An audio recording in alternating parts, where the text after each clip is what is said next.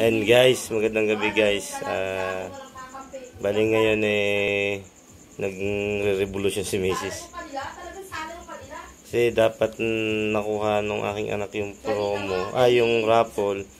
Ngayon, tama naman yung pangalan na inilista. Ang problema naman, sala yung binanggit nilang pangalan. Ngayon guys, kayo na lang ang mag-comment nyo na lang kung sinong may pagkakamali.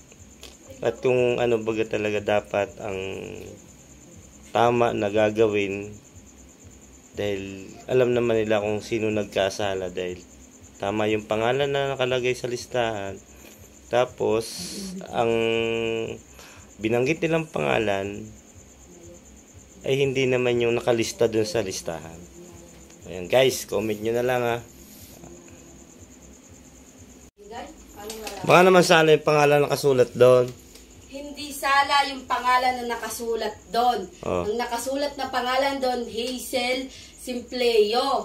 Bakit? Hindi makamove on. Paano hindi ka makamove on? Hindi kayo nakakapanghinayang. Hindi ka makakabili nun. Nagtawag na. Ang tinawag na pangalan ay Angel Simpleo. Tataka ako. Sabi ko, may Angel Simpleo pala.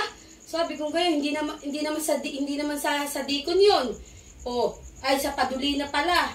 Sabi, Angel, lumapit ako, dahil nagbilang. Nagbilang sila ng 1 to 10. Wala lumalapit na Angel. Yun pala ay Hazel. Dapat kasi lumapit ka na nung ano. Paano malapit? Paano kung malalaman nga? Ay Angel nga ang binanggit nila. Ano nakasulat doon? Hazel, hindi man Angel. Ang nagbanggit ay Angel Simpleo. Hazel ang nakalagay doon. Ngayon, nung lumapit ako doon sa table, doon sa harapan, ingay mo. Hazel pala. Sabi ni Ate Pe, Hazel pala. Ngayon, sabi naman ni Madam Shirley, sabi, nakapagbilang na. Wala pala.